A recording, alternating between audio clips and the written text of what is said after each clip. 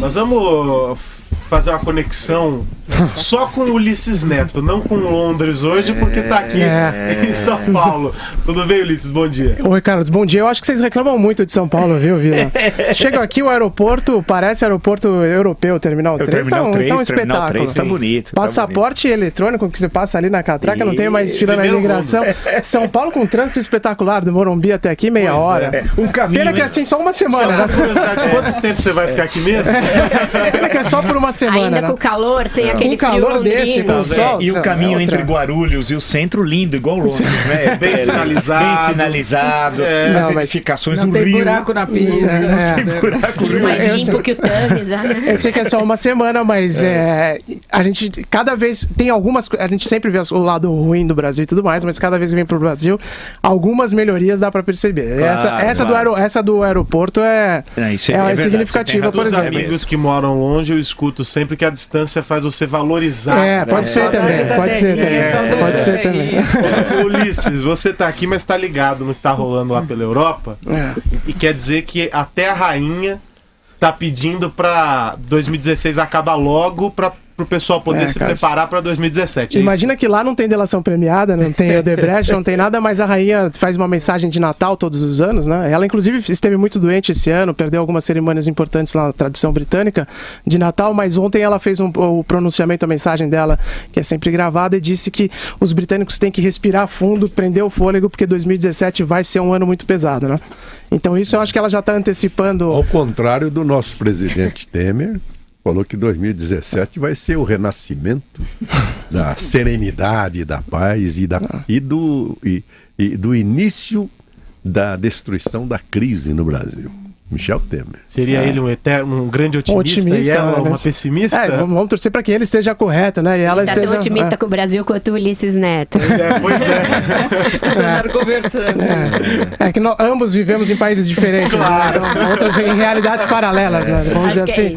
Agora o exterior tem grandes surpresas, né, Ulisses? Lá mesmo, o Brexit ainda é uma dúvida. Donald Trump, vamos começar o ano descobrindo o que Trump fará à frente aí da presidência dos Estados Unidos, e o Brasil vai sobrar alguma coisa disso tudo, né? É verdade, viu, Denise? E eu acho que essa era o tom da rainha, porque o Brexit, segundo a agenda da primeira-ministra, deve começar a se concretizar em março, né? Que essa é uma coisa que todo mundo pergunta, e quais foram os efeitos lá, e o que está acontecendo até agora, e na verdade, na prática, é só incerteza, né? Ainda não teve um efeito, os europeus continuam morando lá, a expectativa é de que o governo vá anunciar nas próximas semanas um acordo com a União Europeia para manter os cidadãos europeus que já vivem lá no Reino Unido, mas é fato que assim que começar o divórcio, haverá uma espécie de bloqueio para novos europeus entrarem no Reino Unido, melhor dizendo. Então essas incertezas, elas fazem com que 2017 também no Reino Unido seja muito incerto, até pelo lado financeiro, porque todo dia sai nos jornais o comentário, todo dia os bancos vão sair da Inglaterra, né? As grandes empresas, os investimentos vão sair. Já existem negociações com a França para transferir o que seria o centro financeiro de Londres para Paris. Agora, se isso de fato vai acontecer, a gente não sabe, né? Mas fora a mudança política, né, Ulisses? Também se espera na região, eleições complicadas. Só que a gente não pode esquecer nunca que Londres, pelo menos a City Londrina, é um paraíso fiscal, né? Então eles têm algumas vantagens que dificilmente vão conseguir os investidores, os banqueiros, né? Tem vantagens no Reino Unido que dificilmente vão conseguir em outros países. Agora não vai acontecer nada disso. Sem ser pitonisa, nem tô no oráculo de Delfos, o que vai acontecer é um centro financeiro. Porque se constrói, é interessante a gente ler depois tudo isso, daqui 4 anos.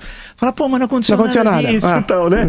Então desenho todo um cenário. É verdade. Pô, Londres continua sendo, nós não estamos falando do Cazaquistão, né? Exato. Se fosse falar do Cazaquistão... mas como ponte com a Europa muda alguma coisa. Mas né? olha, o centro financeiro da Europa, isso muda. Mas essa ideia de que o sujeito está na Inglaterra e diz assim, eu vou agora para a Europa, né? Quando ele atravessa o Canal da Mancha, isso é uma marca histórica, tal, né? E é bom lembrar que se não fosse a Inglaterra, o que seria da Segunda Guerra Mundial? Vamos sempre lembrar dessas coisas, né? Lembrar da colaboração francesa, do papel terrível da Espanha, de Portugal, o papel tenebroso da Itália, das regimes autoritários da Europa Oriental que colaboraram e aderiram ao nazifascismo, tal. Vamos pegar esse outro lado, que se não fosse o 10 de maio de 1940, Winston Churchill como primeiro-ministro mudando a história, né? O que seria do mundo, tal. Mas só para lembrar, porque sempre tem uma ideia, muitas vezes, a ideia de que a Inglaterra é um corpo extra-europeu que está atrasado.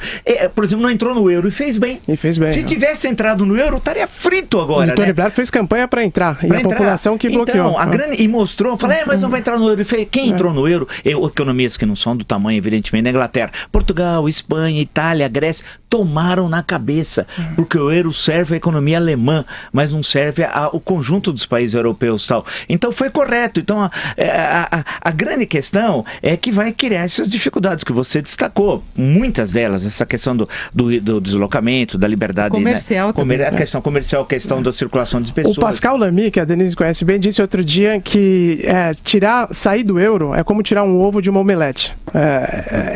Sair da União Europeia é como tirar um ovo de dentro de uma omelete, porque os países já estão tão ligados nas questões burocráticas, né? Que essa desvinculação ainda vai demorar muito tempo. Por isso que quando o Vila disse não vai acontecer nada, é provável que nos próximos 10 anos a gente não veja nada efetivo mesmo, porque as dificuldades burocráticas são gigantescas. E mais que isso também é um receio enorme para que não seja uma ruptura traumática, né? Porque não faz bem para ninguém quer isso. Muito e que vai acontecer com o futebol, né? Porque isso é importantíssimo. A questão do quem são os comunitários ou não. Ou não, exato. Como é que vai resolver? Porque tem certos times que muitas vezes e você torce para qual time lá? Eu moro do lado do Arsenal, então eu torço pro Arsenal por essa conveniência logística. Tem uns que eu não gosto, mas Chelsea e tal, isso eu torço contra. Vai sair os novos ricos, né?